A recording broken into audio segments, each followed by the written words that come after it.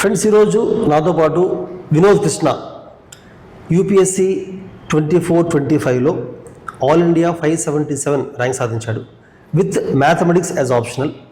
Vinod Krishna IIT Kharagpur నుంచి BTech చేశాడు.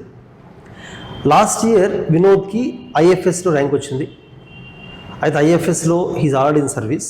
ఈ సంవత్సరం he got good rank in civils examination. అయితే వినోద్ 3 times యూపీఎస్సీ ఇంటర్వ్యూకి వెళ్ళాడు. So he improved the scores. So year on year ఏంటంటే మెయిన్స్లో he improved the scores and Vinod always clear the prelims examination. జనరల్గా ఐఎఫ్ఎస్కి వెళ్ళారంటే ప్రిలిమ్స్లో చాలా ఎక్కువ మార్క్స్ రావాలి కాబట్టి ఫస్ట్ మనం వినోద్ ప్రిలిమ్స్ స్ట్రాటజీ అర్థం చేసుకున్నాము.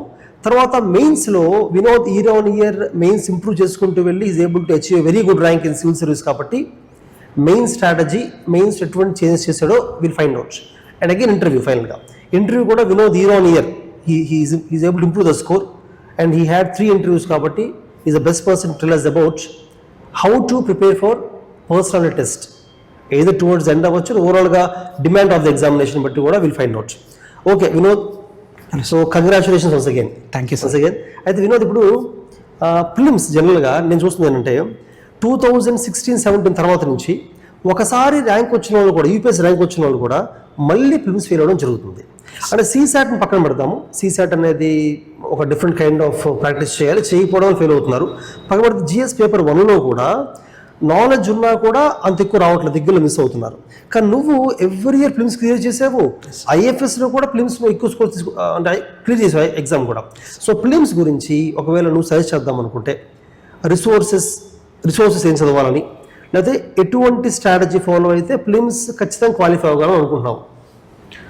Sir, first of all limited resources sir. అంటే బుక్స్ వరకు లిమిటెడ్గా ఉండాలి. ఎక్కువ బుక్స్ చదవకూడదు. టెక్స్ట్ బుక్స్ లైక్ హిస్టరీకి ఆ బుక్ ఈ బుక్, లేదా పాలిటీకి 2-3 బుక్స్, ఎకానమీకి చదవడం కాదు. సో బుక్స్ వరకు స్టాండర్డ్ టెక్స్ట్ బుక్స్ ఫాలో అవ్వాలి. బట్ స్టాండర్డ్ బుక్స్ ఒక్కటే సరిపోదు అంటారు. మనకి జనరల్ అవేర్నెస్ కానీ ఆర్ జనరల్గా థింగ్స్ ఎలా వర్కౌట్ అవుతాయి బయట, how technology works, how systems work, ఈ జనరల్ అవేర్నెస్ ఉంటే చాలు. అవేర్నెస్ ఇలాంటిది ఉండాలి. సో ప్యూర్లీ మల్టిపుల్ బుక్స్ చదివి నేను బుక్ బగ్ అయిపోతాను అంటే కూడా అవ్వదు. సో బుక్స్ లిమిట్ చేసుకోవాలి, బట్ ఆల్సో జనరల్ అవేర్నెస్ ఉండాలి same point of time. Because questions ఈ మధ్య ఎలా అయిపోతున్నాయంటే more common sensical, general awareness ఉన్న వాళ్ళు చేస్తున్నారు. ఏ బుక్స్లో ఎక్కడ అన్నీ ఉండవు. మ్యాక్సిమం స్టాండర్డ్ బుక్స్ నుంచి 40-50 క్వశ్చన్, 30-40 క్వశ్చన్స్ వస్తాయేమో సార్. మిగతా అవన్నీ చాలా కామన్ సెన్స్ బేస్డ్గా స్టేట్మెంట్స్ ఫ్రేమింగ్ అలా ఉంటాయి. సో లిమిటెడ్ బుక్స్ లిమిట్ చేసుకొని జనరల్ అవేర్నెస్ కూడా పెట్టుకుంటే బ్యాలెన్స్ అయితే, and I think it can help. Especially science and tech, environment లాంటి క్వశ్చన్స్లో వాటి గురించి బేసిక్ ఐడియా ఉందంటే అక్కడ స్టేట్మెంట్ బట్టి మనము క్లియర్ చేయొచ్చు సార్ ఆ క్వశ్చన్ని.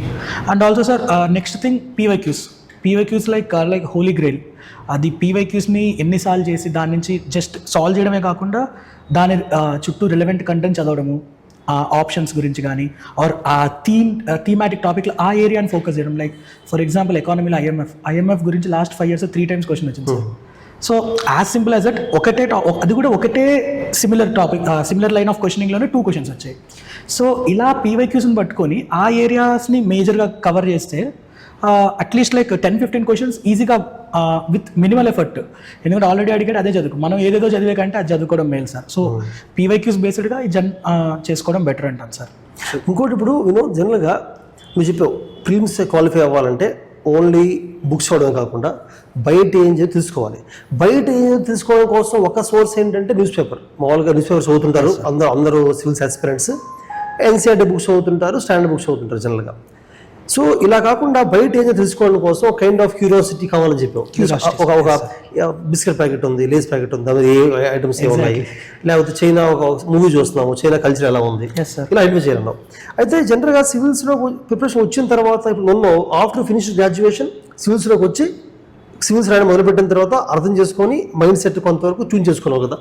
అలా కాకుండా ఒకవేళ ఎవరైనా కూడా ఎర్లీ స్కూల్ డేస్ అవ్వచ్చు, లేదా కాలేజ్ డేస్లో నుంచే సివిల్స్ క్రాక్ చేయాలి అనే ఆలోచన ఉంటే వాళ్ళు ఎటువంటి అబ్జర్వేషన్ చేయడం మొదలు పెట్టాలి నీ ఉద్దేశం? అంటే రఫ్గా ఎలా ఆలోచిస్తే వాళ్ళకి సివిల్స్ ర్యాంక్ వచ్చే అవకాశం ఫ్యూచర్లో? సార్ ప్రిపరేషన్ అదే గోల్ చాలామందికి ఉంటుంది సార్. లైక్ 10th నుంచోనో ఇంటర్మీడియట్ నుంచోనో సివిల్ సర్వీసెస్కి రావాలి అని అనుకుంటారు. సో ఖచ్చితంగా వాళ్ళ కోసమే నేనేం చెప్తానంటే సార్, ఫుల్ ఫోకస్డ్గా చదువుకోవడం లాంటివి కాకుండా జనరల్గా న్యూస్ పేపర్ అప్పుడప్పుడు చదవడం, అట్లీస్ట్ అప్పుడప్పుడు, not even though not daily, paper చదవడం కానీ ఆర్ జనరల్గా న్యూస్ ఫాలో అవ్వడము అండ్ వేరే కొత్త కొత్త విషయాలు తెలుసుకోవడం గురించి క్యూరియాసిటీ, లైక్ క్వశ్చనింగ్ యాటిట్యూడ్, ఇది ఎందుకు జరిగింది ఇలా ఎందుకు జరగకూడదు అన్నది ఈ క్వశ్చనింగ్ యాటిట్యూడ్ డెవలప్ చేసుకుంటే హెల్ప్ అవుతుంది అనుకుంటాను సార్. రాదర్ దాన్ అంటే అప్పటి నుంచే బుక్స్ చదవడం స్టార్ట్ చేస్తే పాయింట్ ఏంటంటే సార్ 5 years తర్వాత pattern of asking question or exam demand కూడా ఎవాల్వ్ అయిపోద్ది. సో దాంతో అప్పటికి అర్లియర్ డిమాండ్తో స్టిక్ అయ్యి ఉంటే ఇప్పుడు దానికి అడాప్ట్ అవ్వడం కష్టమైంది అనుకుంటాను సార్. సో అందువల్ల క్యూరియాసిటీ అండ్ జనరల్గా క్వశ్చన్ చేయడం లాంటి వాటిని ఏదైనా అది మన క్లాస్ సబ్జెక్ట్ అవ్వచ్చు ఆర్ ఇలానే ఎందుకు ఉంది. ఇప్పుడు చాలామంది చూస్తుంటారు సార్, రోడ్లు ఉంటాయి, రోడ్లు తవ్వి మళ్ళీ కొడతారు సార్, మళ్ళీ వేస్తారు. ఎందుకు చేస్తున్నారు చిన్న క్యూరియాసిటీ. ఇలా క్వశ్చన్ చేసుకున్నప్పుడు కేబుల్ లైన్స్ వేస్తామంటారు, లేకపోతే ఇంకోటి ఏదో అంటారు, రోడ్ మెటీరియల్ మారుస్తామంటారు, మంచి రోడ్ వేస్తామంటారు. ఇలా ఏదో ఒక సమాధానం వస్తుంది మనకి. అది తెలుసుకుంటే ఇలాంటి క్యూరియాసిటీ మనకి జనరల్గా బిల్డ్ అయ్యింది అంటారు సార్. రాదర్ దాన్ ఒట్టి బుక్స్ చదవకుండా ఇది ఎస్పెషల్లీ 10th ఇంటర్ లేకపోతే ఆ టైంలో ఉన్న వాళ్ళైతే ఇలా క్వశ్చన్ చేయడం లాంటిది, like not just what they ask in బుక్స్లో ఉన్నది కాకుండా జనరల్ థింగ్స్ని ఇలా క్వశ్చన్ చేస్తే బెటర్ అంటారు. ఎందుకంటే అలా రిజిడ్ అయిపోకూడదు మైండ్ ప్యాటర్న్కి అలాగా. సో ఇప్పుడు టూరిజంకి వెళ్ళినప్పుడు ఒక పార్క్ వెళ్ళినప్పుడు యానిమల్స్ ఏమున్నాయి, బర్డ్స్ ఏమున్నాయి, మూవీస్ చూసినప్పుడు ఒక బ్యాక్గ్రౌండ్ లో ఏమవుతుంది ఇలాగా సంథింగ్ స్టోరీ లాగా ఈవెంట్స్ లాగా అర్థమైతే క్యూరియాసిటీ కూడా వస్తుంది దానివల్ల. రాదర్ దాన్ ఫ్యాక్ట్స్ ఇలా పెట్టి ఏదో బట్టి కొట్టినట్టు అలా కాకుండా ఒక స్టోరీ లాగా చెప్తే బాగుంటుంది. అది క్వశ్చనింగ్ లో అయినా స్టోరీలో అయినా like it will be helpful sir. ఇంకోటి ఫిల్మ్స్ క్వాలిఫై అవడానికి test series is important. Exams రాస్తుంటారు, ఓన్లీ ఎగ్జామ్స్ రాయడమే కాకుండా ఎగ్జామ్ అయిన తర్వాత ఎక్కువ అనలైజ్ చేస్తుంటేనే వెళ్ళిపోతుంది అనేది జనరల్గా మనకు ఐడియా ఉంది. దాని గురించి నీ ఒపీనియన్ ఏంటి? అంటే ఎన్ని టెస్టులు రాయాలి టెస్ట్ సిరీస్లో? టెస్ట్ రాయడం సరిపోతుందో, దాన్ని ఎలా అనలైజ్ చేయాలి ఎగ్జామ్ అయిపోయిన తర్వాత? ఈచ్ ఎగ్జామ్ని ఎలా చేస్తే బెటర్? నువ్వు ఎలా చేసావు సార్? ఇన్ మై ఒపీనియన్, నా పర్సనల్ ఎక్స్పీరియన్స్ సార్, టెస్టులు రాయాలి సార్, కానీ దాన్ని అనలైజ్ చేయకపోతే 100 టెస్టులు రాసినా యూజ్లెస్ సార్. సో నా ఫస్ట్ 2 ప్రిలిమ్స్ అటెంప్ట్స్లో I wrote about 30 tests each time. 2020 attempt కానీ 2021 అటెంప్ట్ కానీ 30 టెస్ట్ అప్రాక్సిమేట్లీ రాసారు, 28 or 30. So what I used to do is ఎలాంటి mistakes not just I don't just leave the paper, like key చూసుకొని మార్కులు వచ్చాయని వదిలేయడం కాకుండా తర్వాత ఈ మిస్టేక్ నేను ఎందుకు చేశాను, I used to classify my mistakes. Like అది ఈ ఫ్యాక్టో కాన్సెప్టో తెలియకనా, లేకపోతే గెస్ వర్క్ చేసేటప్పుడు మనం ఏదైనా తప్పు చేసామా, లేకపోతే సిల్లీగా మిస్టేక్ చేసామా, లైక్ క్వశ్చన్ తప్పు చదవడము, లేకపోతే ఇంకేదైనా అనుకోని లైక్ తప్పుగా ఇంటర్ప్రిట్ చేయడం, ఇలాంటివి కొన్ని ఉంటాయి సార్. అలాంటి సిల్లీ మిస్టేక్స్ ఏమైనా జరిగితే ఇలా క్లాసిఫై చేసుకునేవాడిని. And I try to reduce this conceptual and silly mistakes as much as minimal possible తగ్గించుకుందామని ట్రై చేసేవాడిని. ఎందుకంటే ఇవి మన కంట్రోల్లో ఉంటాయి. గెస్ వర్క్ అనేది మనం చెప్పలేము సార్, ఇటు అవ్వచ్చు అటు అవ్వచ్చు. So we have to take that risk అని అర్థమైంది. సో ఈ కైండ్ ఆఫ్ మిస్టేక్స్ నేను తగ్గించుకోవడానికి ట్రై చేశాను. అండ్ ఆటోమేటికలీ నా స్కోర్ అప్పుడు సార్ టెస్ట్ సిరీస్లో 80sలో ప్లాట్యూ అయిపోయింది సార్. ఒక 5-6 టెస్ట్స్ నాకు కంటిన్యూస్గా, నాకు చాలా బాధేసింది ఫస్ట్ అటెంప్ట్ అప్పుడు. సో అప్పుడు నాకు తెలిసిన కొంచెం సీనియర్తో మాట్లాడుతూ, అతను ఆల్రెడీ ఇంటర్వ్యూకి వెళ్ళిన, అతను ఆయనతో మాట్లాడితే సో నాకు కొంచెం చిన్న టిప్స్ ఇచ్చారు, ఇలా అనలైజ్ చేసుకో మిస్టేక్స్, ఏ కైండ్ ఆఫ్ మిస్టేక్స్ అని. So then I started doing it. And ఒక 2-3 టెస్ట్ తర్వాత 90+ 100 కన్సిస్టెంట్గా 100 అలా వచ్చాయి సార్ టెస్ట్ సిరీస్లో. సో అది నాకు అర్థమైంది. సో మిస్టేక్స్ అనలైజ్ చేసుకొని 15-20 టెస్ట్ రాసినా చాలు సార్. అండ్ ఫస్ట్ 2 times నేను 30 టెస్ట్ రాశాను అన్నాను సార్. నెక్స్ట్ 3 attempts 22, 23, 24 నా నెంబర్ ఆఫ్ టెస్ట్ కౌంట్ చెప్తాను సార్, 10, 3, 2. ఓకే, ఎందుకంటే నీకు డిమాండ్ అర్థమైపోయింది సార్. అర్థమైపోయింది. సెకండ్ యాక్చువల్లీ వినోద్ చెప్పినట్టుగానే నేను అర్థం చేస్తుంటాను. ఒక ఎగ్జామ్ రాసిన తర్వాత అనలైజ్ చేస్తే అందరికీ ఒకేలా ఉండదు. కొంతమంది వినోద్ చెప్పినట్టుగా సిల్లీ మిస్టేక్స్ చేసేవాళ్ళు ఒకటి నేర్చుకుంటారు, ఇంటర్ప్రిటేషన్ తప్పి ఒకటి నేర్చుకుంటారు, గెస్ట్ చేయల్లో ఒకటి నేర్చుకుంటారు. అంటే ఎవరి ద్వారా ఓన్ నేర్చుకోవాలి అంతే. అది సెల్ఫ్ లెర్నింగ్, సెల్ఫ్ అనాలిసిస్ లాగా అసెస్మెంట్ చేసుకోవాలి. అది ఇప్పుడు అగైన్ ప్రిలిమ్స్ పేపర్లో స్టాటిక్ క్వశ్చన్స్ ఉంటాయి, కరెంట్ అఫైర్స్ ఉంటాయి, కంబైన్ చేస్తుంటారు. స్టాటిక్ పార్ట్కి నువ్వు చెప్పినట్టుగానే limited books, important resources common అందరూ ఫాలో అయితే, అంటే హిస్టరీ, జోగ్రఫీకి ఎన్సీఆర్టీస్, పాల్ లక్ష్మీకాంత్, ఇంకా ఎకానమీకే ఫాలో అయ్యావు. సరే, ఎకానమీకి నేను ఫస్ట్ నేను కోచింగ్లో చిన్న క్లాస్ నోట్స్ చేశాను. తర్వాత వివేక్ సింగ్ అని ఒక book, very good book sir, చాలా ఈజీగా అర్థమైంది. అది నేను ఏమైనా మిస్సింగ్ ఏరియాస్ లేకపోతే మళ్ళీ అప్డేటెడ్ కంటెంట్ కోసం చదివాను సార్. హిస్టరీ, జోగ్రఫీకి ఎన్సీఆర్టీస్ కాకుండా ఇంకేం చదివావు? హిస్టరీ, జోగ్రఫీ వరకు నేను NCERTs and class notes sir. History అయితే నేను స్పెక్ట్రమ్ చదివాను, ఎన్సీఆర్టీసీ సార్ ఇంకేం చదవాలా వాట్ ఎవర్ అడిషనల్ కంటెంట్ కానీ ఇంకేమైనా ఉండేది కానీ నేను టెస్ట్ సిరీస్ నుంచి క్వశ్చన్స్ మిస్టేక్ చేస్తాం ఏదైనా ఏరియా ఉంటుంది కదా సార్ ఆ సొల్యూషన్ చూస్తాను ఏమైనా మంచి పాయింట్ ఉంటే ఎక్కడో చోట జస్ట్ చేస్తావు అంత పర్ఫెక్ట్ నోట్స్ కాదు సార్ అది క్లాస్ నోట్స్ ఉంటుంది కదా ఒక లాస్ట్లో 30-40 పేజెస్ ఉంటాయి కదా మరీ ఇంపార్టెంట్ పాయింట్స్ ఆ రెగ్యులర్ థీమ్ కనిపిస్తే ఒక 2-3 పేజెస్ నోట్స్ చేసుకొని రాసేసుకున్నాను సార్ అలా over period of time build అయింది అలా ఒక 30-40 పేజెస్ వచ్చి ఉంటుందేమో సార్ ఓన్లీ 3-4 ఇయర్స్లో అంతే సార్ చాలా తక్కువ సార్ అది కూడా ఎందుకంటే మిస్టేక్ చేసినప్పుడు మిస్టేక్ నుంచి నేర్చుకుని రాస్తాం అంతే సార్ అంటే రిపీటెడ్ వస్తున్నాయి ఇలాంటివి అన్నప్పుడు రాస్తాను సార్ ఎప్పుడో ఒకసారి అయ్యేది ఇలాంటి క్వశ్చన్ ఎప్పుడో ఒకసారి వస్తున్నప్పుడు ఎందుకు సార్ అంటే అన్ని అలా ప్రిపేర్ అయితే ఎవ్రీథింగ్ అండర్ ద సన్ చదువుతాము రిపీటెడ్గా వస్తున్నాయి దీంట్లో మిస్టేక్స్ అవుతున్నాయి అన్నప్పుడు వాటిని ఫోకస్ చేయాలి సార్ మన ప్రాబబిలిటీ కూడా చూసుకోవాలి సార్ మనం చదివే ఎఫర్ట్కి సో ప్రిలిమ్స్లో ఎస్పెషల్లీ అది చాలా ఇంపార్టెంట్ అనుకుంటాను అండ్ దెన్ పాలిటిక్ లక్ష్మీకాంత్ కాకుండా ఏం చదివా సార్ టు బి ఆనెస్ట్ నేను పాలిటీ లక్ష్మీకాంత్ ఒక్కసారి చదివాను సార్ ఓకే సో నేను కోచింగ్ తీసుకున్నప్పుడు sir class notes was so elaborate నాకు అవసరం లేదనిపించింది సార్ నాకు గ్యాప్ ఏరియాస్ అనిపించినప్పుడే లక్ష్మీకాంత్ చదివాను and perhaps people find it odd or కొత్తగా అనిపించవచ్చు బట్ నేను లక్ష్మీకాంత్ ఉంది చాలా నీట్గా ఉంటుంది సార్ నా బుక్ అసలు యాక్చువల్లీ ఇది స్ట్రేంజ్ కాదు ఎందుకంటే యాక్చువల్ వినోద్లో ఒక ఏం నేర్చుకోవచ్చు అంటే కాన్ఫిడెన్స్ ఏంటంటే లక్ష్మీకాంత్ చదవాలి ఖచ్చితంగా యూపీఎస్సీ అంటే లేకపోతే ర్యాంక్ రాదు అన్న థాట్ నుంచి హీ హాజ్ గ్రోన్ బియాండ్ అతని దగ్గర ఆడి ఉన్న మెటీరియల్ అయితే ఉందో సరిపోద్ది అనే కాన్ఫిడెన్స్ ఉంది ఈవెన్ ప్రేమ్ సాగర్ అని కూడా 2021 ర్యాంక్ వచ్చింది 170 ర్యాంక్ అతను కూడా అంతే పాలిటీ ఓన్లీ ఎన్సీఆర్టీ తప్ప ఏం చదవలేదు జనరల్గా ఏమొస్తుంది మనకు భయం వస్తుంటుంది లక్ష్మీగా చదవలేదు అందరూ చదువుతున్నారు వీఆర్ మిస్సింగ్ అవుట్ అని చెప్పి అది లేకుండా నువ్వు కూడా almost same thing so polity history geography economy you said what to read ఎన్వైర్న్మెంట్కి ఏం చదివాము ఎన్వైర్న్మెంట్కి sir environment apart from class notes NCERT చదివాను సార్ అప్పుడు లాస్ట్ 4 చాప్టర్స్ అంటే అది చదివాను సార్ అది కాకుండా everything is current affairs or news sir ఒకటి నేను చేసేది ఏంటంటే అప్పట్లో స్పీషీస్ క్వశ్చన్స్ చాలా వచ్చాయి సార్ 2020లో species national parks IUCN status అది so what I used to do is whenever I see ఆ పీవైక్యూస్లో ఉన్నాయి కానీ న్యూస్లో కరెంట్ అఫైర్ మ్యాగజైన్స్లో ఉన్నాయి కానీ అవి ఉన్నప్పుడు దాంట్లో చదవడమే కాకుండా I used to Google search వీటి బొమ్మలు చూసేది ఎలా ఉంటాయి ఇలాంటివి చేసేది తర్వాత వాట్ ఎవర్ కరెంట్ అఫైర్స్ మెటీరియల్లో ఉన్నవి ఏంటంటే రిపీటెడ్గా వస్తున్నాయి కదా సార్ ఆర్గనైజేషన్స్ వాటిల్లో ఒక నోట్స్ చేసుకున్నాను పిఎంఎఫ్ఐఎస్ అని చెప్పి ఒకటి ఉంటుంది సార్ పిఎఫ్ఎంఐఎస్ సో వాళ్ళది నేను ఇప్పుడు బుక్లో కూడా పబ్లిష్ చేస్తున్నారు but at that point of time book లేదు సార్ ఆర్టికల్స్ ఉండేది సో నేను కొన్ని కన్వెన్షన్స్ కొన్ని బాడీస్ రిలేటెడ్ దాంట్లో కంటెంట్ తీసుకొని కాపీ పేస్ట్ చేసి ఎవరి నోట్లో పెట్టుకున్నాను సార్ అవి చదివాను ఇంకా మిగతాది క్లాస్ నోట్స్లో కొంచెం ఉన్నాయి అది ఇంకా మిగతాది అంటే Google search sir current affairs material ఏదో కనిపిస్తుంది ఎందుకంటే సార్ ఎన్విరాన్మెంట్ ఇలా ఫిక్స్డ్గా కంటెంట్ ఉండేది only bodies conventions basic concepts sir వాటికి పిఎంఎఫ్ఐఎస్ గుడ్స్ నేను నాకు బాగా అనిపించింది డౌట్స్ వస్తే దాంట్లో చూస్తాను వెబ్సైట్లో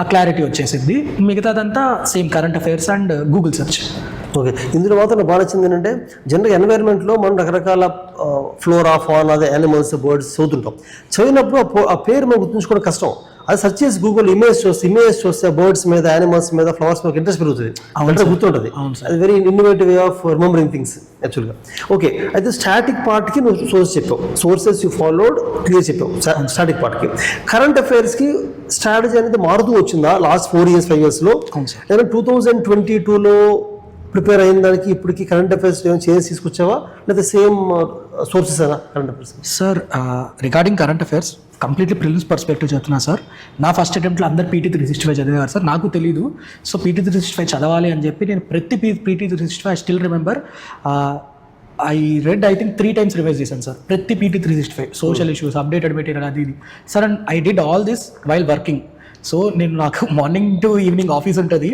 అండ్ సో ఈవినింగ్ క్లాసెస్ అయిపోయిన తర్వాత PT 365 తీసుకొని చదివేవాడిని ఒక్కొక్కసారి ఆఫీస్లో ఒక ½ an hour గ్యాప్ వచ్చినప్పుడు నేను పక్కన PDF ఓపెన్ చేసి ఉంటా 3-4 pages 5 pages అలా చదువుతూ వెళ్ళిపోతాను సార్ సో చాలా చేశాను 20 కానీ క్వశ్చన్స్కి దానికి నాకు అవుట్పుట్ ఉంటుంది కదా సార్ కాస్ట్ బెనిఫిట్ రేషియో ఒక 4-5 questions హెల్ప్ అయింది అనుకుంటా సార్ అంతే డైరెక్ట్గా ఇంకా నాకు పెట్టలేదు ఇంకా హెల్ప్ అవ్వలేదు ఫార్చునేట్లీ నేను 100 marks క్లియర్ చేశాను సార్ ప్రిలిమ్స్ బట్ నేను 3 సార్లు అన్ని మెటీరియల్ లైక్ ఒక 500-600 pages 3 times రివైజ్ చేస్తే నాకు ఆ అవుట్పుట్ వర్త్ అనిపించలేదు సార్ 2020లో చేశాను బట్ 21లో కొంచెం తగ్గించాను కానీ అన్నీ చదివాను మళ్ళీ కానీ 2022లో సార్ విత్ మై ఫ్రెండ్ హెల్ప్తో అతను ఆల్రెడీ అప్పుడు IAS క్లియర్ చేశాడు హీ గాట్ IAS సో అతను కన్సిస్టెంట్గా forest service cut off clear చేస్తున్నాడు నాకు సివిల్స్ క్లియర్ అవుతుంది కానీ ఫారెస్ట్ క్లియర్ అవ్వట్లేదు సో నేను అతను హెల్ప్ తీసుకున్నప్పుడు ఏంటంటే నేను PYQs చేయడము జస్ట్ సాల్వ్ చేసేవాడిని కానీ డెప్త్ అనాలిసిస్ చేయడం, ఇన్ డెప్త్ అనాలిసిస్ చేయడం తెలియలేదు.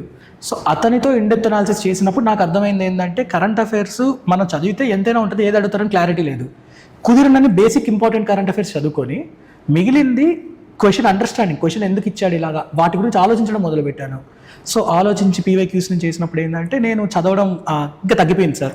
అప్పటి నుంచి ఏమైందంటే ఇంకా ఎసెన్షియల్ కరెంట్ అఫైర్స్ ఒకటి చదువుకుంటాను సార్, ఎకానమీ కానీ ఏదైనా కానీ ఒక 1 టైం చదువుకుంటాను. బాగా ఇంపార్టెంట్ న్యూస్ అనిపించినాక ఒక 2-3 టైమ్స్ రివైజ్ చేసుకుంటాను సార్. తగ్గుతూ వచ్చిందని చెప్తాను, because I started analysing PYQs and understanding it more.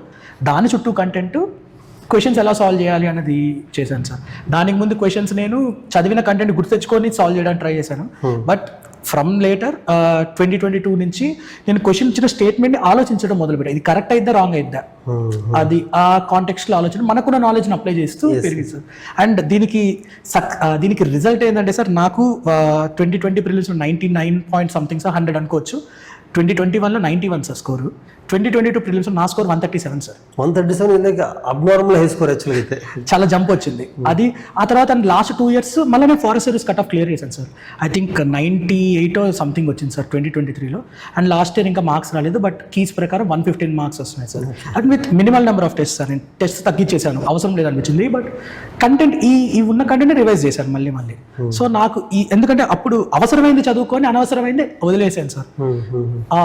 Most important బేసికల్గా ఇక వినోద్ ఫిలిమ్స్ లో ఈవెన్ ఈ సంవత్సరం టాప్ 10 ర్యాంక్స్ వచ్చిన వాళ్ళు కూడా తెలిసి ఎవరికి కూడా 115 ఫిలిమ్స్ రావడం, 115, 137 జనరల్ రావు, rare case in 5 prelims. So ఫిలిమ్స్కి ప్రిపేర్ అయ్యే వాళ్ళకి డెఫినెట్గా వినోద్ చెప్పే ఈ ఐడియాస్ ఇంప్లిమెంట్ చేయాలి.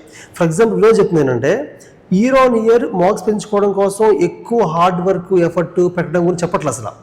ఓన్లీ PYQsని బెటర్గా అనలైజ్ చేసి అతని అప్రోచ్ టువర్డ్స్ క్వశ్చన్స్ మార్చుకొని ఒక క్వశ్చన్ అనలైజ్ చేయడమే టైం ఎక్కువ స్పెండ్ చేసేవాడు with help of other rankers. And అతనికన్నా ముందు ర్యాంక్ వచ్చేది ముగ్గురితో మాట్లాడడం వల్ల అవ్వచ్చు, వేరే వల్ల అవ్వచ్చు, థాట్ ప్రాసెస్ మార్చుకున్నాడు. సో థాట్ ప్రాసెస్ మారడం వల్ల తక్కువ టైం స్పెండ్ చేసినా ర్యాంక్ ఎక్కువ క్రాక్ చేసావు, విచ్ ఇస్ రేర్. చాలా మంది ఎలా ఉంటుందంటే ఫస్ట్ ఒక 2 attempts దాకా నేర్చుకుంటారు, థర్డ్ నుంచి వాళ్ళ సైకాలజీ మైండ్ సెట్ మారదు, అదే అప్రోచ్తో ఇంకా కష్టపడుతుంటారు, ర్యాంక్ రాకుండా పోతుంటారు చాలా మందికి. So it old very good point. Everybody can learn from this one. Okay, అయితే ఫిలిమ్స్ని ఫినిష్ చేసాం చాలా వరకు. CSAT గురించి అడగక్కర్లేదు, ఎందుకంటే యువర్ ఫ్రమ్ IIT ఖరగ్పూర్ కాబట్టి CSAT అనేది జనరల్గా క్లియర్ చేస్తాము. అదర్వైజ్ జనరల్గా CSAT కూడా చాలా డిఫికల్ట్గా అయింది. 70% of people failed in CSAT last attempt. కాబట్టి ఫిలిమ్స్ పేపర్ 2 కూడా you have to focus and prepare well. Now let's come to the mains. అయితే మెయిన్స్లో Vinod optional GS, essay ethics, GS 1, 2, 3 optional separate చేద్దాం. Let's come to optional first. Optional Vinod mathematics optional. వినోద్కి అంతకుముందు రాసినప్పుడు 280 వచ్చింది, తర్వాత కొంచెం అటు ఇటు మారింది, ఈ సంవత్సరం ఎక్కువ చూడొచ్చు మోస్ట్లీ. మ్యాథ్స్ ఆప్షనల్ జనరల్గా నేను ఎక్కువగా సజెస్ట్ చేయను మామూలుగా అయితే. ఏం చేయను అంటే మ్యాథ్స్ ఆప్షన్లో మ్యాథ్స్లో చాలా టైం స్పెండ్ చేయాలి, చాలా టైం, చాలా వ్యాస్ట్ సబ్జెక్ట్ అది. ఫార్ములా, షార్ట్ కట్స్, డెరివేటివ్స్ బోల్డ్ గుర్తుంచుకోవాలి. ఒక 1 month గ్యాప్ ఇచ్చే మర్చిపోతుంటాం మళ్ళీ. అలాగే మ్యాథమెటిక్స్ చదవడం వల్ల జనరల్ స్టడీస్కి పెద్ద ఎక్కువ యూజ్ ఉండదు మ్యాథ్స్ చదవడం వల్ల బేసికల్గా. అయినా కూడా మ్యాథ్స్ తీసుకోవడం అంటే కొంచెం యూనిక్ కేసెస్. మ్యాథ్స్ తీసుకునే వాళ్ళు జనరల్గా ఉన్నారు మాకు తెలిసిన వాళ్ళు. శ్రవణ్, నీ ఫ్రెండ్ శ్రవణ్ మ్యాథ్సే, అంతకుముందు ప్రణయ్ మ్యాథ్సే, కృపాకర్ మ్యాథమెటిక్సే. కానీ నేను సజెస్ట్ చేయను. బట్ నువ్వు మ్యాథమెటిక్స్ తీసుకొని కూడా అంత కాన్ఫిడెంట్గా ముందుకెళ్ళావు కదా. సో మ్యాథ్స్లో క్విక్గా let us decide the thing. A sources follow అయ్యావు, నెక్స్ట్ నెంబర్ 2 ఎలా ప్రిపేర్ అయ్యావు, ఎంత టైం స్పెండ్ చేసావు, నీ సజెషన్స్ ఏంటి? మ్యాథమెటిక్స్ ఆప్షన్ తీసుకోవాలి అనుకునే స్టూడెంట్స్ కావచ్చు, లేదా మ్యాథ్స్ ఆప్షన్ తీసుకొని సివిల్స్లో ఫెయిల్ అవుతున్న స్టూడెంట్స్ కూడా హెల్ప్ అయ్యేలాగా ప్లీజ్ సజెస్ట్. సార్ నేను ఒక క్లాసెస్ ఎన్రోల్ అయ్యాను సార్. అప్పుడు ఆ క్లాసెస్ నోట్స్ ఫాలో అయ్యాను సార్. అంటే నాకు నోట్స్ క్లాస్లో చెప్పింది దాంతోనే notes, but they are like mostly replica of what institute market ఉంటుంది సార్. IMS నోట్స్ అని ఉంటుంది. సో అది చాలా వరకు సరిపోద్ది. 80% ఆఫ్ ద డిమాండ్, ఎగ్జామ్ డిమాండ్కి సెట్ అయిపోద్ది సార్. ఎందుకంటే క్వశ్చన్ పేపర్స్ కూడా ఎవాల్వ్ అవుతున్నాయి, ఈ క్వశ్చన్స్ బయట నుంచి అడగడం కూడా స్టార్ట్ చేశాడు. సో 80% ఆఫ్ ద పేపర్ నీడ్స్కి IMS నోట్స్ సరిపోతుంది సార్. అక్కడక్కడ కొన్ని topics like specific topics, real analysis ఉంది, 3D అనలిటికల్ జామెట్రీ, ఇలాగ కొన్ని టాపిక్స్కి స్టాండర్డ్ టెక్స్ట్ బుక్స్ ఉంటాయి సార్. G20 అని ఒక గూగుల్ డ్రైవ్ ఉంటుంది సార్. దాంట్లో అది మ్యాథ్స్కి హోలీ గ్రేడ్ అనుకోవచ్చు. మొత్తం అన్ని మెటీరియల్ ఉంటుంది ఆ గూగుల్ డ్రైవ్లో. సో దాంట్లో స్టాండర్డ్ బుక్స్ ఇలా అవసరమైన టాపిక్స్ అనిపించిన వాటికి నేను తీసుకున్నాను సార్. లైక్ ఫ్లూయిడ్ డైనమిక్స్కి ఎండి రైజింగ్ అని ఉంటుంది, దాన్ని అదే చేసేవాడిని. సో రీసోర్సెస్ అయితే ఇంతే సార్. లైక్ ప్రతిదానికి స్టాండర్డ్ టెక్స్ట్ బుక్ పెట్టుకోలేదు. లైక్ లీనియర్ ఆల్జిబ్రా ఇలా కొన్ని వాటికి ఏంటంటే ఆ నోట్స్ ప్రీవియస్ ఇయర్ ప్రాబ్లమ్స్ సరిపోయాయి సార్, రిపీటెడ్గా అదే సరిపోద్ది. బట్ కొన్ని టాపిక్స్కి టెక్స్ట్ బుక్స్ నుంచి కూడా ఇంకొంచెం ఎక్స్ట్రా క్వశ్చన్స్ తీసుకోవడం స్టార్ట్ చేశాను. సో ఏ టెక్స్ట్ బుక్ ఫాలో అయ్యేవి సార్? టెక్స్ట్ బుక్స్ అనేవి ఓన్లీ క్వశ్చన్స్ తీసుకోవడానికే కానీ కాన్సెప్ట్ నేర్చుకోవడం కాదు. కాన్సెప్ట్ నేర్చుకోవడం ఆల్రెడీ అది కాన్సెప్ట్ సేమే ఉంటాయి సార్ అన్నిటికి. More number of new variety of questions like real analysis కోసం సార్ అది ఓకే. మనం ఈ వీడియో డిస్క్రిప్షన్ లో కింద Vinod will give some text book names. ఆ నేమ్స్ ఒకరు ఫాలో అయ్యి కూడా ఆ నేమ్స్ ఏ చాప్టర్ పెట్టి సరిపోతుంది. Yes sir. 3Dకి అయితే పిఎన్ చటర్జీ, ఫ్లూయిడ్ డైనమిక్స్కి అయితే ఎండి రైసింగ్ కానీ, కృష్ణా సిరీస్ అని ఉంటాయి సార్ వాళ్ళ బుక్స్, లైక్ ఫర్ మెకానిక్స్ కానీ స్టాటిక్స్ అండ్ డైనమిక్స్కి వీటికి చేసేది sir. Only for problem solving ఇవన్నీ కూడా ప్రాబ్లమ్సే సార్. ఇంకే కొత్త కాన్సెప్ట్స్ ఏమి ఉండవు సార్ మాకు. ఇంకా ఆ కాన్సెప్ట్స్ అని మాక్సిమం క్లియర్ చేసేసుకుంటాం ముందే. మోడర్న్ ఆల్జిబ్రాకి అయితే ఆర్ కుమార్ అని ఉంటుంది సార్. అది నేను రిగార్డింగ్ మోడర్న్ ఆల్జిబ్రా నేను చాలా లిమిటెడ్గా చేశాను సార్, బికాజ్ ఆ టాపిక్ నాకు చాలా పెయిన్ పాయింట్. సో నేను కొంచెం నా స్ట్రాటజీని కొంచెం నాకు తగ్గట్టుగా అడాప్ట్ చేసుకొని లిమిటెడ్గా చేసి ఈసారి క్వశ్చన్ సాల్వ్ చేశాను సార్ నేను. So I had a different approach in that. Okay. ఇంకొకటి మ్యాథమెటిక్స్కి నోట్ మేకింగ్ చాలా ఇంపార్టెంట్. అంటే మంచి నోట్స్ తీసుకొని దాన్ని రివైజ్ చాలా చేసేవాళ్ళు అలా ఏం కదా, ఇది ఎలా ఉంది సార్? నోట్ మేకింగ్ అంటే elaborate notes, short notes sir.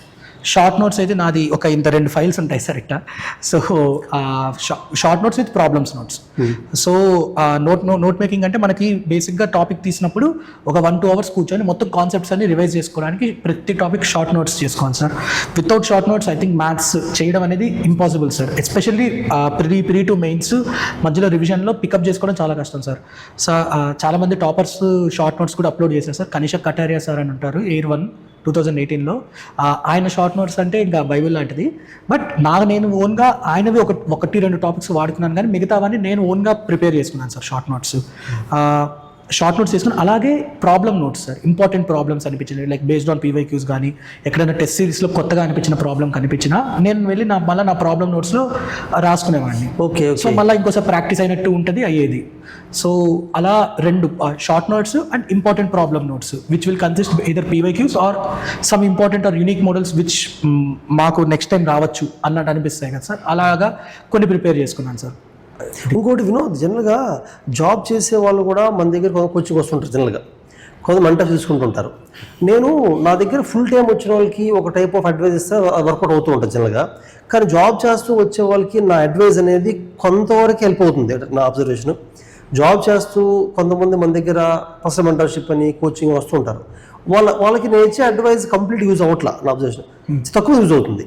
అంటే నాకు కరెక్ట్గా అంత ఎలా చెప్తే వాళ్ళు ర్యాంక్ సాధిస్తే తెలియట్లేదు నాకు కూడా. సో మీ సజెషన్ ఏంటి? జాబ్ చేస్తూ కూడా ర్యాంక్ సాధించే ఛాన్స్ ఉందా అసలు? సార్ జాబ్ చేస్తూ నేను 2 years ప్రిపేర్ అయ్యాను సార్. ఆ టైంలో ప్రిలిమ్స్ క్లియర్ అయింది కానీ నాకు మెయిన్స్ క్లియర్ అవ్వలేదు. సో ఐ థాట్ ఎందుకంటే because considering mathematics as an optional and IIT background వేసరికి రైటింగ్ స్కిల్ కూడా నాకు అంత లేదు అనిపించి, అంటే తక్కువ వచ్చాయి సార్. ఒక 20 marks below the cut off వచ్చింది అప్పుడు మెయిన్స్ కట్ ఆఫ్కి. సో నాకు అనిపించింది, so I thought to leave the job then, because after 4 years work చేశాను. నేను ఇంకా కాన్షియస్గా డెసిషన్ తీసుకున్నాను sir. But at least preparation stage balance అయితే చేయడానికైతే రోజుకు ఒక 4-5 hours కన్సిస్టెంట్గా 4 to 5 hours ఎఫర్ట్ పుట్టిన్ చేసి మనం పెడుతుంటే ఖచ్చితంగా ఒక 1 year స్పాన్లో ఓవరాల్ సిలబస్ అయితే అంతా ఫినిష్ చేయొచ్చు సార్.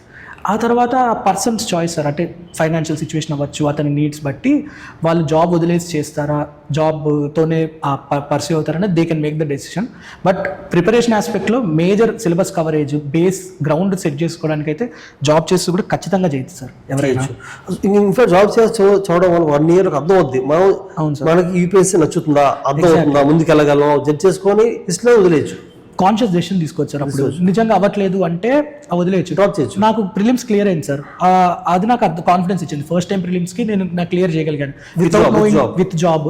టెక్నిక్స్ కూడా ఏమీ పెద్ద తెలియదు నాకు అప్పుడు. ప్రిలిమ్స్ టెక్నిక్స్ ప్యూర్లీ చదివాను, నా కామన్ సెన్స్ అప్లై చేసి నేను సాల్వ్ చేశాను, వచ్చింది. బట్ మెయిన్స్ కూడా ఏంటంటే ఒక 15-20 marks మిస్ అయింది కానీ నాకు అనిపించింది జస్ట్ ఇంకొంచెం మోర్ ఎఫర్ట్ పెట్టి ఇంకొంచెం రాస్తే వస్తుందేమో అని. సో కాన్షియస్గా నేను అప్పుడు వదిలేశాను సార్. ఇక్కడ యాక్చువల్లీ చెప్పేది మ్యాథమెటిక్స్ ఆప్షనల్తో జాబ్ చేస్తారంటే మాత్రం నా ఉద్దేశం చాలా కష్టమే. మ్యాథ్స్ బేస్ చాలా కష్టం తీసుకెళ్ళి చాలా ఎక్కువ టైం పడుతుంది. అవును సార్. నువ్వు మ్యాథ్స్తో జాబ్ చేసేది అంటే ఇవాళ very different kind of person, చాలా కష్టం. అందరూ చేయలేదు అది. You have done it very well. Maths తీసుకోవాలి అనుకునే వాళ్ళకి నీ సలహా ఏంటి అంటే ఎలాంటి వాళ్ళు తీసుకోవాలి, ఎలాంటి తీసుకోకూడదు అంటే మనం తీసుకోకూడదని చెప్పలేము కాబట్టి నేను తీసుకోకూడదని చెప్తాను. మామూలుగా అయితే కొంచెం నేను స్పెసిఫిక్గా ఉంటా, కానీ ఎవరు తీసుకోకూడదు అంటే నీ ప్రకారంగా. Yes sir. Sir first of all maths చేయడం ఇష్టం ఉండాలి సార్. ఇష్టపడిన వాళ్ళే చేయాలి. నాకు మార్క్స్ వస్తాయనకంటే మార్క్స్ వస్తాయి సార్ ఖచ్చితంగా. నేను మ్యాథ్స్ చేయడం ఇష్టం. నేను ఫస్ట్ మ్యాథ్స్ ఆప్షన్ డిసైడ్ అయ్యేటప్పుడు నాకు మ్యాథ్స్ చేయడం ఇష్టం. I was seriously considering it. But నేను ప్రిపరేషన్ స్టార్ట్ చేద్దాం అనుకున్న టైంకి ఈ 2018 రిజల్ట్స్ వచ్చాయి సార్. ర్యాంక్ 1 ఉంది అండ్ టాప్ 10లో ఉన్నారు చాలా మంది. People are scoring really high, 330, 340, 320 plus అయితే ఉన్నారు చాలా మంది. సో నాకు చేయడం ఇష్టము అండ్ స్కోర్స్ కూడా వస్తున్నాయి 2-3 years నుండి. So I thought it was a automatic decision for me, like పక్కా నేను తీసేసుకున్నాను. సో ఎవరు మ్యాథ్స్ చేయడం ఇష్టం ఉండాలి సార్. అండ్ సార్ ఐఐటి వాళ్ళే చేస్తారు, ఐఐటి వాళ్ళు టాప్ కాలేజ్ ఉన్న వాళ్ళే చేస్తారు అది అంటారు. కానీ సార్ అది ఐఐటి వాళ్ళని అని కాదు, కానీ హార్డ్ వర్క్ ఎక్కువ ఎఫర్ట్ పెట్టాలి సార్. జిఎస్ని కాంప్రమైజ్ చేసుకొని 60% ఆఫ్ ద టైం మనం మ్యాథ్స్ మీద పెట్టాలి. ఈ సాక్రిఫైస్కి రెడీగా ఉన్న వాళ్ళు అది మ్యాథ్స్ తీసుకోవాలంటాను సార్. సో నార్మల్ కాలేజ్ నుంచి వచ్చి కూడా మ్యాథ్స్ చేయొచ్చు సార్. ఐఐటి వాళ్ళే క్లియర్ చేశారని లేదు. ఎందుకంటే సార్ ఇప్పుడు ర్యాంకర్స్ చాలా మంది ఐఐటి వాళ్ళు ఉంటారు, కానీ చాలా మంది అందరూ హ్యూమానిటీస్ ఆప్షన్ తీసుకుంటారు సార్. మ్యాథ్స్ ఐఐటి వాళ్ళే మ్యాథ్స్ తీసుకుని ఐఐటి వాళ్ళందరూ మ్యాథ్స్ తీసుకుంటారు అన్నది అసలు చాలా మిత్ అది. సో చాలా మంది పిఎస్ఐ ఆంథ్రోపాలజీ, సోషాలజీ ఆప్షన్స్ తీసుకొని క్లియర్ చేస్తున్నారు. సో మ్యాథ్స్ చేయడం ఇష్టం ఉండాలి. అండ్ జిఎస్ని నేను కొంచెం కాంప్రమైజ్ చేసినా పర్లేదు, ఆర్ అది ఫోమో ఉండకూడదు సార్. ఫియర్ ఆఫ్ మిస్సింగ్ అవుట్ని మనం ఆపుకొని మనం చేస్తే అలాంటి వాళ్ళు సజెస్ట్ తీసుకోవచ్చు అంటాను సార్. ఐఐటి అవ్వచ్చు, ఎన్ఐటి అవ్వచ్చు. అండ్ ఆల్సో మూడోది ఏంటంటే సార్, ఒక్కసారి సబ్జెక్ట్ ఎక్కట్లేదు ఒక 4-5 months చేసిన తర్వాత కూడా, ఒక 30-40% సిలబస్ తర్వాత కూడా ప్రాబ్లమ్ సాల్వ్ చేయడం రావట్లేదు, కాన్సెప్ట్ అది ఎక్కట్లేదు అన్నప్పుడు maybe they should make a conscious decision and shift the optional. Work అవ్వకపోతుంటే కన్సిడరింగ్ ఇవి ఇంత ఇంట్రెస్ట్ ఉన్నా కానీ వర్కౌట్ అవ్వకపోతుంటే we should be pragmatic sir any day. So ఆ డెసిషన్ కూడా తీసుకోగలగాలి అంటారు. కరెక్ట్. యాక్చువల్గా ఏమవుతుందంటే ఇప్పుడు నీకంటే మ్యాథ్స్ ఫస్ట్ టైం కూడా మార్క్స్ బాగానే వచ్చాయి కాబట్టి కాన్ఫిడెన్స్ వచ్చింది. రిపీటెడ్గా ఒక ఆప్షన్ రిపీటెడ్గా 3-4 times తక్కువ వస్తున్నప్పుడు మనం జనరల్ యూపీఎస్సీలో లేదు next time clear the examination confidence ఉంటే మంచిదే, కానీ రిపీట్ తక్కువ వస్తున్నాయంటే ఆ ఆప్షన్కి మన యాక్ట్ మ్యాచ్ అవ్వట్లేదేమో. మేబీ దాన్ని డ్రాప్ చేసి వేరే తీసుకుని సక్సెస్ అవ్వచ్చు. అయినా ఉన్నారు. కుమార్తె కూడా అప్పుడు మార్చింది ఆంథ్రోపాలజీకి, చాలా మార్చారు అలాగే. So okay, no mathematics let's keep it aside. Actual నువ్వు మ్యాథ్స్ గురించి చెప్పింది చాలా అయిపోద్ది అనుకుంటున్నాను అందరికీ, because you have been very elaborate in telling about sources and time. జనరల్గా నువ్వు ఒక 2 years ప్రిపరేషన్ అనుకుందాం, 2 years రఫ్గా షెడ్యూల్ ఆప్షనల్కి ఎంతసేపు అంటే ఈ క్వశ్చన్ ఆన్సర్ చేయడం కష్టం. ఇట్స్ వెరీ డైనమిక్ ఫ్లెక్సిబుల్గా ఉంటుంది. బట్ వీలైనంత వరకు ఈ క్వశ్చన్ ఇక్కడ అడుగుతుంటారు అని కూడా సార్. ఈ టాపర్స్ జనరల్గా ర్యాంక్ వచ్చిన వాళ్ళు ఆప్షన్కి ఎంత పెట్టుకుంటారు రోజులో, కరెంట్ అఫైర్స్ స్టాటిక్ ఎలా డివైడ్ చేసుకుంటారు అనే దాని గురించి, ఇలా 10 hours అవుతారు అనే దాని గురించి. I know it's very different for everybody, but what do you suggest? Sir మీరు ఫస్ట్లో అన్నట్టు it is very dynamic sir. ఈ మంత్ చేసినట్టు ఇంకొక మంత్ చేయం సార్. బేస్డ్ ఆన్ రిక్వైర్మెంట్ ఆ టైం లైన్ ఎలా ఉంది దాన్ని బట్టి మనం మారిపోతుంటాం సార్. కానీ considering maths option or science options ఏదైనా, కెమిస్ట్రీ, ఫిజిక్స్ ఏదైనా అవ్వచ్చు sir, at least 50% of your daily time దానికి వెళ్ళిపోతుంది సార్. దానికి వెళ్ళిపోవాలి. సైన్స్ ఆప్షన్ మ్యాథ్స్, కెమిస్ట్రీ అయితే maths, chemistry, physics or other engineering optionals అవి ఏదైనా నాకు తెలిసి 50-60% ఆఫ్ ద టైం అంటే డైలీ 10 hours పెడితే 5-6 hours దానికే పెట్టాలి సార్. కొన్నిసార్లు ఎలా ఉంటుందంటే కొన్నిసార్లు అలా చేసేవాడిని, జిఎస్ అలా చేసేవాడిని.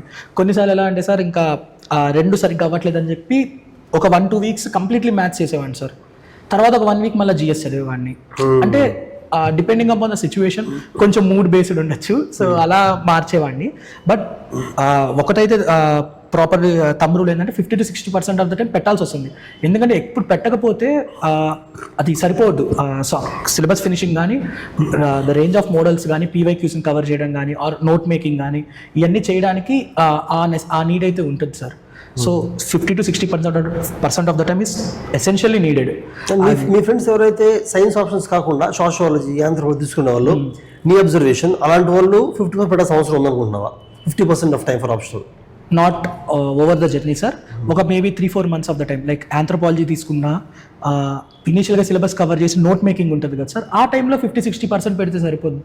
60% 70% టైం పెట్టి తర్వాత 30-40% టైంతో మేనేజ్ చేసుకుంటాం. ఇనీషియల్ ఆ బేస్ కవర్ అయిపోయిందంటే, బేస్ ఫామ్ అయిపోయినప్పుడు ఆ 3-4 months ఆర్ 6 months చంక్ ఆ టైం పెట్టుకొని నోట్ మేకింగ్ కానీ సిలబస్ కవరేజ్ వీటికి పెట్టుకొని తర్వాత నుండి they use to balance it well.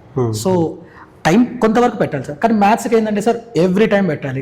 Even మన మెయిన్స్ ప్రిపరేషన్లో కూడా 50-60% అంటే దానికే పోదు సార్.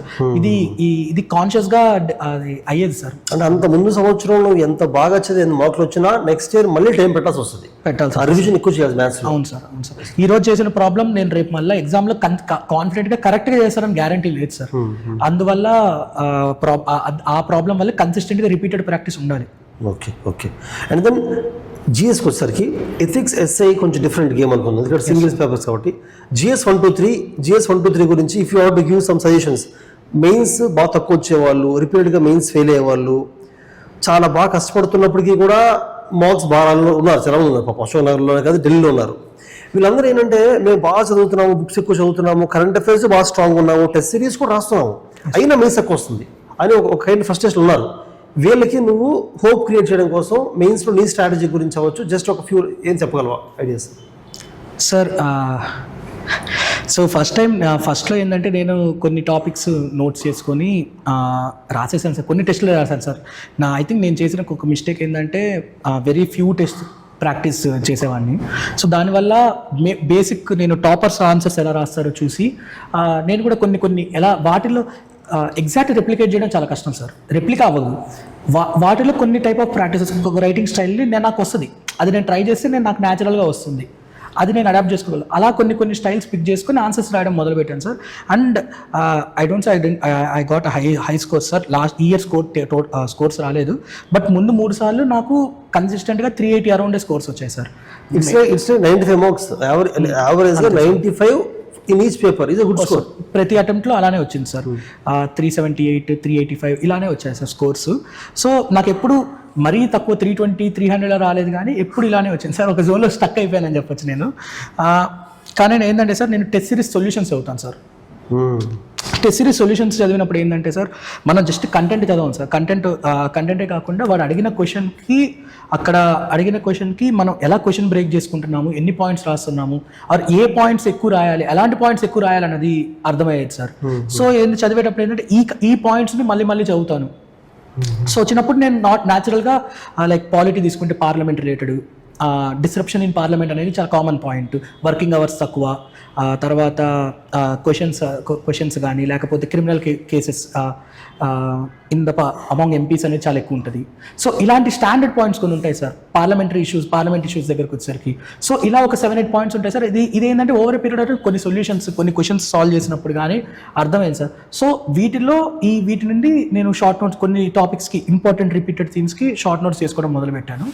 అండ్ పాయింట్స్ రిపీట్ అయ్యే క్వశ్చన్స్కి ఎక్కువ షార్ట్ నోట్స్ వేసుకున్నాను సార్. లైక్ అగ్రికల్చర్, పాలిటీలో parliament, judiciary, executive and yes sir, ఇవన్నీ గవర్నెన్స్లో కూడా కొన్ని టాపిక్స్, సెక్యూరిటీలో ఒక 6-7 టాపిక్స్ ఉంటాయి సార్. మొత్తం దాని మీదే 4 questions, 3 questions అయితే దాని మీదే సార్. ఒక క్వశ్చన్ ర్యాండమ్గా ఒక్కొక్కసారి బాడీ మీద ఇస్తారు, లేకపోతే 4 అవే ఇస్తారు sir. So depending upon the situation ఇలా కొన్ని రిపీటెడ్ థీమ్ టాపిక్స్కి నేను ఆ పాయింట్స్ షార్ట్ నోట్స్ ప్రిపేర్ చేసుకున్నాను.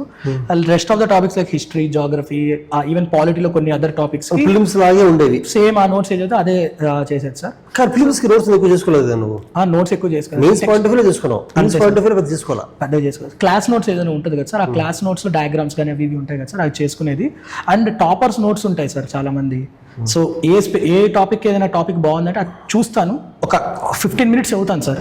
ఊరికే పనికి వస్తుంది అని అనిపించినప్పుడు నేను దాన్ని వాడుకుంటాను సార్. నీకు పనికి రాదు నాకు ఇంకా అనిపిస్తే నేను అక్కడే డిస్కార్డ్ చేసేస్తాను. ఓకే. సో ఈ టాపర్కి వచ్చింది అని చెప్పి అది ఖచ్చితంగా అదే చదవాలని సార్. నాది యూజ్ అయిద్దో లేదో ఆలోచించి అంతే. నీ స్టైల్ కి, నీ మైండ్ సెట్ కి ఆ స్టైల్ అడాప్ట్ చేసుకోగలిగితే తీసుకుంటావు, అంతే. లేకపోతే వదిలేస్తాను సార్. ట్రై చేస్తాను. నేను చాలా మంది, ఒక 10-20 మంది ట్రై చేసి ఉంటాను, కానీ ఒక 3-4 నేను పిక్ చేసుకున్నాను. ఓకే. సో ఇప్పుడు ఫిలిమ్స్ కి నువ్వు PYQs బాగా అనలైజ్ చేసావు, టైప్ అని చేసావు. మెయిన్స్ కూడా అంతే లెవెల్లో PYQs ఫోకస్ చేయగలిగావో, అలా ఏం చేయలేదా మెయిన్స్ కి? సార్ ఫస్ట్ ఆఫ్ ఆల్ చేయలేదని చాలా సగం టైం వరకు 2 మెయిన్స్ వరకు చేయలేకపోయినానే చెప్తాను సార్. ఎందుకంటే the primary reason maths optional use to consume lot of time sir. దానివల్ల అండ్ నెక్స్ట్ టైం ఏంటంటే చదివేటప్పుడు ఫస్ట్ పీవైక్యూస్ కంటే ముందు కంటెంట్ కవర్ చేసుకోవాలి, చదవాలి, కొంచెం రాయాలి అనేది అయిపోతుంది. సో పీవైక్యూస్ చూసినా కానీ కొన్నే చూసేవాడిని, మొత్తం అన్ని ఎక్స్టెన్సివ్గా చూసేంత టైం దొరకలేదు. కానీ 2 attempts తర్వాత అర్థమైంది ఏంటంటే పీవైక్యూస్ కూడా చూడాలి అని అర్థమైంది. సో కొన్ని ఇన్స్టిట్యూట్స్ ఎవ్రీ ఇయర్ తర్వాత last 5 years 7 years PYQ discussion and mains PYQ discussion పెడతారు సార్. అలా కొన్ని టాపిక్స్ నాకు వీక్ ఏరియాస్ అనిపించిన టాపిక్స్ ఇలా డిస్కషన్ వీడియోస్ చూసేవాడిని సార్. అంటే వాళ్ళు బ్రెయిన్ స్టామ్ ఎలా చేయాలి, క్వశ్చన్స్ని ఎలా అప్రోచ్ అవ్వచ్చు అన్నవి చూసేవాడిని. ఇది especially governance, society or sir security కానీ ఇలాంటి టాపిక్స్కి నేను చూసేవాడిని. సో లిమిటెడ్గా ఉంటాయి, ఇంకా దాని రాసేయచ్చు, అవే రాసేయచ్చు. సో ఫస్ట్ 2 attempts అయితే నేను చేయలేదు sir, primarily due to maths. Year నేను చేశాను సార్, చూడాలి సార్ ఎంత మార్క్స్ వచ్చాయి అన్నది తెలియదు నాకు. అండ్ ఎథిక్స్ ఎస్ఏ గురించి you want to give suggestions to the candidates who may be writing mains this year. Films exam 1 month ఉంది, తర్వాత మెయిన్స్ రాసే వాళ్ళకి హెల్ప్ అయ్యేలాగా ethics and essay. Sir regarding ethics sir నాకు యావరేజ్ స్కోర్సే వచ్చాయి sir, like 109 102 ఇదే అంతే వచ్చాయి సార్. సో రిగార్డింగ్ ఎథిక్స్కి సార్ అందరూ చెప్పేది డెఫినేషన్ నోట్స్ అనేది చేసుకోవాలి sir. Definition notes, example notes అనేది ఉండాలి స్టాండర్డ్గా రివైజ్ చేసుకోవడానికి. ఓన్ ఎగ్జాంపుల్స్ పాటు సో కరెంట్ అఫైర్స్ ఎగ్జాంపుల్స్ కొన్ని తీసుకునేవాడిని సార్. టాపర్స్ ఎగ్జాంపుల్ నోట్స్ నుంచి ఉండేవి. సో దాని నుండి నేను పిక్ చేసుకొని కొన్ని తీసేసేది, కొన్ని పెట్టేది. అంటే కొన్ని ఎగ్జాంపుల్స్ కన్సిస్టెంట్గా మనకు కనెక్ట్ అవుతాము ఆర్ మనకి క్లిక్ అవుతుంటాయి. సో వాటి నుంచి తీసుకొని నా ఓన్ నోట్స్ ప్రిపేర్ చేసుకున్నాను సార్. సో మనం ఎక్కడైనా కరెంట్ అఫైర్స్లో చూసినప్పుడు కానీ ఏదైనా మెటీరియల్ తీసుకొని యాడ్ చేసుకునేవాడిని. డెఫినేషన్ నోట్స్ కూడా అలాగే టాపిక్ వైజ్ పీవైక్యూస్ కూడా ముందు ఎక్కువ చేయలేదని అన్నారు సార్. అలాగే అప్పుడు యావరేజ్ స్కోర్ వచ్చేది. బట్ గుడ్ స్కోర్ కదా, గుడ్ స్కోర్, యావరేజ్ స్కోర్ కాదు యాక్చువల్లీ. 95 109 అండ్ 102 వచ్చింది. 109 అంటే ఇది యాక్చువల్లీ మాస్టర్డ్ ఎథిక్స్. అంటే ఓకే 120 రావచ్చు కానీ 190 వెరీ గుడ్ స్కోర్. ఎథిక్స్లో లాస్ట్ 3 years నుంచి కేస్ స్టడీస్ అన్నీ ఒకేలాగా ఉన్నాయి, ఆన్సర్లు స్టూడెంట్స్ ఒకే రాస్తున్నారు కదా. కానీ 109 వచ్చిందంటే నువ్వు కేస్ స్టడీస్లో ఏదో యూనిక్గా ట్రై చేసావు సంథింగ్, అది ఏదే ఉండొచ్చు సార్. పర్హాప్స్ యూనిక్నెస్ అనడం కంటే కాంప్రహెన్సివ్గా దాన్ని ఎవ్రీ ఇష్యూని కవర్ చేయడం, యూనిక్ అని చెప్పను కానీ దాంట్లో ఉన్న ఎవ్రీ స్మాల్ ఇష్యూని పట్టుకొని అడ్రస్ చేయడానికి ట్రై చేశాను సార్. మేబీ అది కొంచెం వర్కౌట్ అయ్యిండొచ్చు నాకు. అండ్ ఈసారి ఎథిక్స్ సార్ నేను I found this year ethics paper as very difficult paper to be honest. Because ఆ క్వశ్చన్స్ కానీ చాలా డెప్త్లో ఆర్ వెరీ డీప్ అండర్స్టాండింగ్ ఉండాలనిపించింది. Every year sir deep understanding questions ఉంటాయి, at the same time similar standard questions, repetitive topics మీద questions ఉంటాయి sir. But ఈ year మాత్రం నాకు పేపరు అన్నిటి మీద చాలా డెప్త్లో అండర్స్టాండింగ్ ఉండాలి, చాలా కాంప్లికేటెడ్ క్వశ్చన్స్ అడిగారు అనిపించింది. And I fell I struggled through the examination. కొన్ని క్వశ్చన్స్ బాగానే రాసా అనిపించింది, కొన్ని క్వశ్చన్స్ సరిగ్గా చేయలేకపోయాను అనిపించింది. I think my marks will tell the answer. First of all you're very humble. జనరల్గా ఏమవుతుందంటే ర్యాంక్ రాని వాళ్ళు కూడా నేను ఈ సబ్జెక్ట్ బాగా రాసి చెప్తుంటారు, కానీ ర్యాంక్ వచ్చిన తర్వాత కూడా ఎంత బాగా రాయలేకపోయాను, ఇంకా ఇంప్రూవ్ అవ్వాలనేది వెరీ పాజిటివ్ మైండ్ సెట్ యాక్చువల్గా. And thanks for showcasing such kind of mindset. ఎందుకంటే యాటిట్యూడ్ కూడా నేర్చుకోవాలి, ఎగ్జామ్కి వెళ్ళే వాళ్ళు యాటిట్యూడ్ కూడా నేర్చుకోవాలి. నేను ఇంక ఇంప్రూవ్ అవ్వాలి, ఇందులో ఇక్కడ ట్రయల్ అయిపోయినా వన్ రియాలిటీ చెక్ అనమాట. ఓకే. అండ్ ఎస్ఏ రైటింగ్లో ప్రిపరేషన్ అంటే ఎలా చేయాలనేది వెరీ డైనమిక్గా ఉంటుంది. చేరి చాలా మంది right the exams only. So నువ్వు ఎస్ఏ రైటింగ్ ఎలాంటి స్ట్రాటజీ ఫాలో అయ్యావు? సార్ చెప్తాను సార్, ఎస్సే రాయడం అనేది నాకు చాలా భయం సార్. నాకు ఎస్సే తీయాలంటే పేపర్ వణుకు పుట్టేది ఫస్ట్లో. తర్వాత నాకు 3 సార్లు ఎస్సే స్కోర్లు సార్ 100 105 వచ్చాయి sir. So it was pretty average score, just average, bland average అని చెప్తాను. ఈసారి ఏమైందో తెలియదు సార్. అండ్ ఎవ్రీ టైం నేను ఎస్సే రాసిన బయటకు వచ్చినప్పుడు నాకు అనిపించేది ఒక ఎస్సే బాగా రాసాను, ఇంకో ఎస్సే బాగా రాయలేదు, అంటే యావరేజ్, జస్ట్ యావరేజ్ రాసాను ఫీలింగ్తో బయటకు వచ్చేవాడిని. అండ్ నా మార్క్స్ కూడా అలానే వచ్చాయి సార్, లైక్ 100 98 105 ఇంతే వచ్చాయి సార్.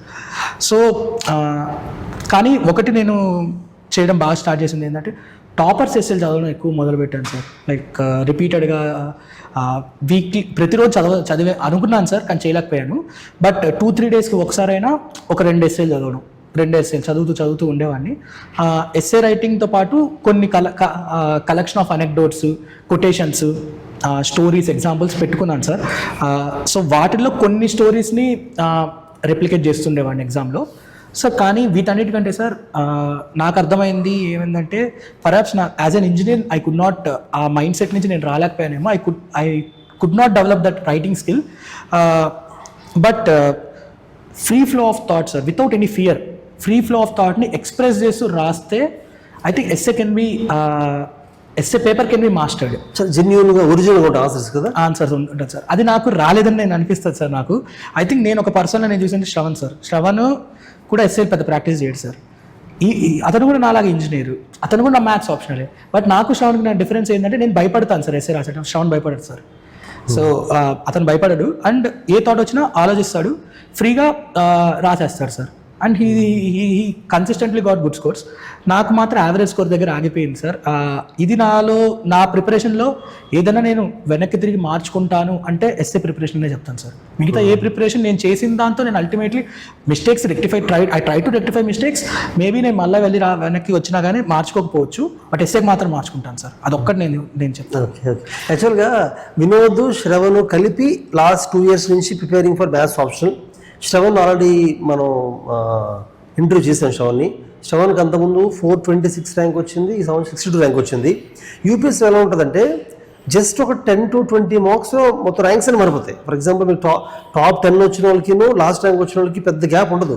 అండ్ ఫర్ ఎగ్జాంపుల్ ప్రతి సబ్జెక్ట్లో ఒక 3 to 4 మార్క్స్ తేడా వస్తే ఓవరాల్గా మొత్తం యూపీఎస్సీలో ఒక 30 మార్క్స్ తేడా వస్తే 10th ర్యాంక్ నుంచి ఇది గో టు 900 ర్యాంక్ వెళ్ళిపోతారు అనమాట. సో అందుకనే పెద్ద యూజ్ ఉండదు. సెకండ్ థింగ్, వినోద్ ఆ యాటిట్యూడ్, పాజిటివ్ యాటిట్యూడ్ ఇంకా ఇంప్రూవ్ చేసుకోవాలనేది నా ఉద్దేశంలో. Even all India 2nd rank వచ్చిన వాళ్ళు కూడా ఇంకా ఇంప్రూవ్ చేసుకోవచ్చు, ఫస్ట్ ర్యాంక్ వచ్చిన వాళ్ళు కూడా నెక్స్ట్ టైం ఇంప్రూవ్ చేసుకోవచ్చు అని మైండ్ సెట్ చాలా very good mind set.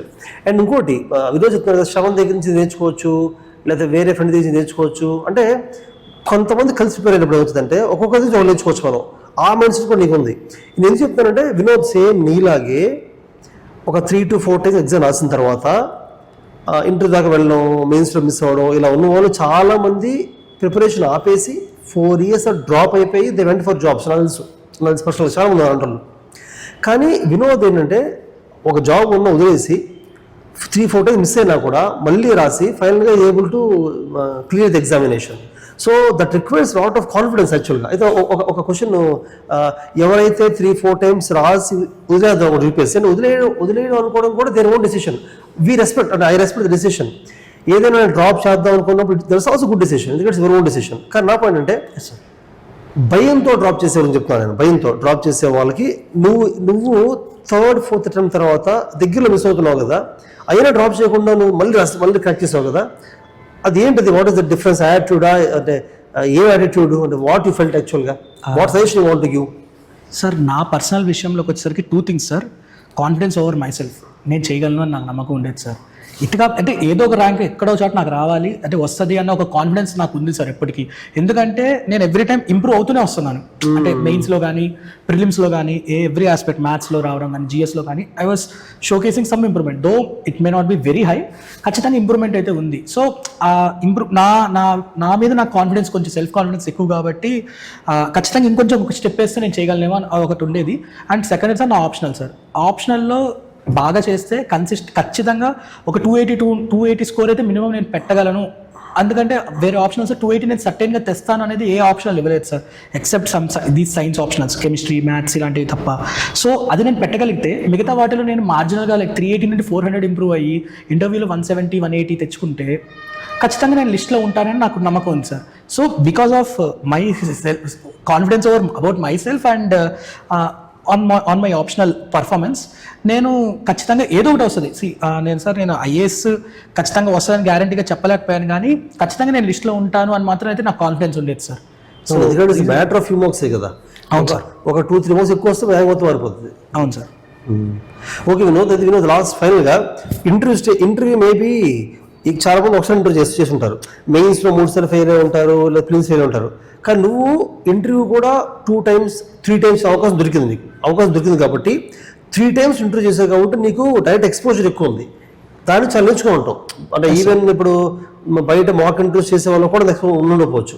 So నీ ఒపీనియన్ ప్రకారంగా ఇంటర్వ్యూని క్లియర్ చేయాలి, ఎక్కువ స్కోర్ తెచ్చుకోవాలంటే what is that thing that they expecting నీకు అనిపించింది?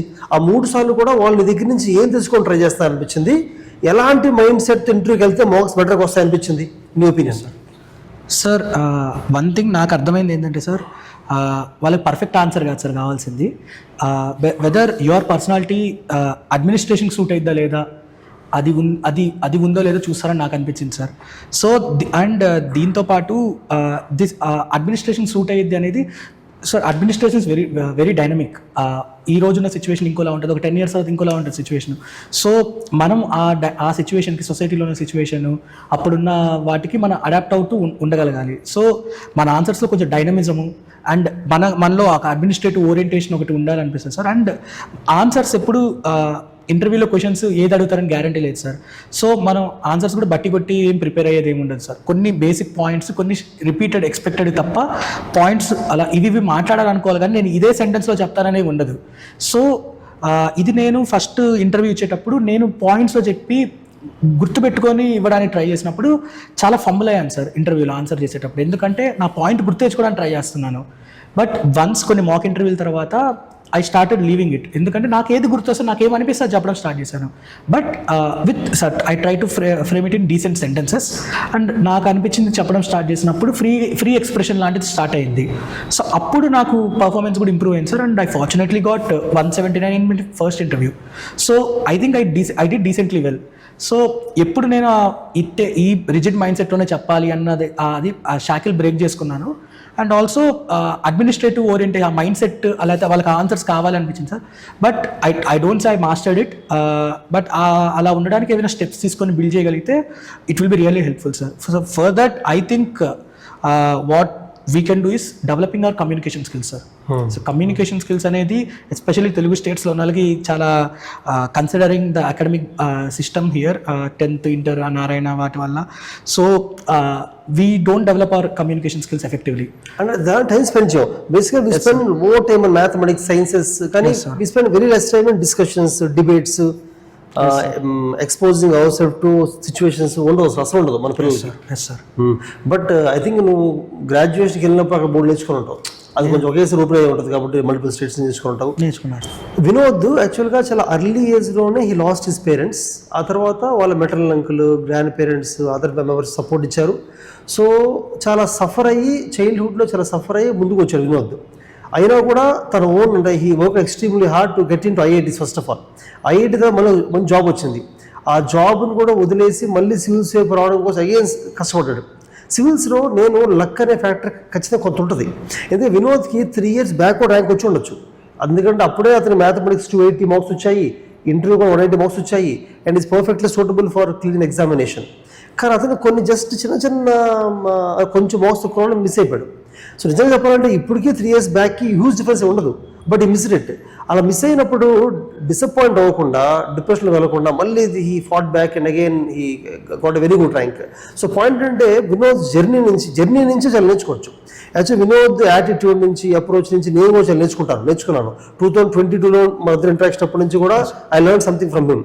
ఎందుకంటే ఇలాంటి బ్యాక్గ్రౌండ్ చూసిన చాలా తక్కువ ఉంటారు. So really I feel it's privilege for me and all of you to learn his ideas and thoughts which I think will be helpful for you. So ఎందుకంటే common aspirants communityకి ఈ డౌట్స్ ఎక్కువ ఉన్నాయి. That's why I asked you and I want to thank you for spending this much time to elaborately. చాలా మంది ఏం చేస్తారంటే పైన చెప్పేస్తారు, అంటే స్ట్రాటజీ మొత్తం చెప్పడానికి ఇష్టపడరు. But you told very elaborately and thank you once again. I want to add one more point sir. Sir ఎవరైనా బ్లైండ్గా ఎవరిని ఫాలో అవ్వకూడదు సార్. సో ఏదైనా ఒకటి ప్రిపరేషన్లో కానీ ఆర్ ఇన్ జనరల్ కూడా ప్రిపరేషన్లో ఏదైనా చేసినామంటే క్వశ్చన్ చేయడం మొదలు పెట్టాలి సార్. లైక్ ఇది నాకు సూట్ అవుతుందా లేదు, సూట్ అవ్వట్లేదు ఆర్ వర్క్ అవ్వట్లేదు అన్నప్పుడు try something else, have that courage అంటాను సార్. అండ్ ఆల్సో ఇది మనకి వర్కౌట్ అవుతుందో లేదో ఆలోచించి ట్రై చేసి దెన్ ఆ స్ట్రాటజీ కానీ రిస్క్ తీసుకోవాలి సార్. బ్లైండ్గా ఫాలో అయ్యి జస్ట్ బుక్స్ చదువుతామన్నా కానీ అవ్వదు సార్. సో కొంచెం రిస్క్ తీసుకోవడం అనేది నేర్చుకోవాలి అంటాను. ఎందుకంటే సార్ నాకు అనిపించింది ఇప్పుడు ఎగ్జామ్ క్లియర్ చేసి చేయాలనుకునేది IAS IPS అయ్యి we are aspiring to manage district administration. మనకు ప్రిపరేషన్ గురించి డెసిషన్ తీసుకోలేకపోతే మనం డిస్ట్రిక్ట్కి ఏం తీసుకుంటాం సార్, ఆర్ నేషనల్ లెవెల్లో పాలసీస్ ఏం చేస్తాము. సో ఆ డెసిషన్ ఇండిపెండెంట్గా తీసుకునేటట్టు డెవలప్ చేసుకోవాలి సార్. అంటే ఇలా చెప్పాడు కాబట్టి నేను చేశాను, చెప్పి ట్రై చేయాలి. కానీ వర్కౌట్ అవ్వట్లేదు కొంతకాలం తర్వాత కూడా అని అనిపించినప్పుడు ఇంకొకటి ట్రై చేయడానికి రెడీగా ఉండాలి. జస్ట్ అలా చెప్పాడు కదా అని బ్లైండ్ గా ఫాలో అవ్వకూడదు. ఇది ఒకటి నాకు అడ్వైస్ ఇవ్వాలనుకుంటాను. నీ స్ట్రాటజీ, నీ బ్యాక్గ్రౌండ్, నీ డిపెండ్ అయి ఉంటుంది. అవును సార్. వాళ్ళ స్ట్రాటజీ దాని డిపెండ్ ఉండాలి. Yes sir. కరెక్ట్. ఇంకోటి ఏంటంటే not being afraid of the failure. అంటే అమ్మో ఫెయిల్ అవుతాయేమో, మనం బ్లైండ్గా టాపర్స్ని కాపీ కొట్టేద్దాము, కొంచెం మారుస్తే ర్యాంక్ రాదు అని భయంతో కూడా చాలా మంది ఓన్ స్ట్రాటజీ ఉండదు. ఆ ఫియర్ ఉండదు. లేదు, I feel this is what I want to do అని చెప్పి ముందుకెళ్ళిపోయి ఏదో అవుతుందని చెప్పి ఆ మైండ్ సెట్ కొంత ఉండాలనుకుంటాను. తెగింపు అవుట్ ఎవరు కొంచెం ఉండాలి సార్, అది ఖచ్చితంగా. Good Vinod, thank you for spending the time. Thank you. Okay friends.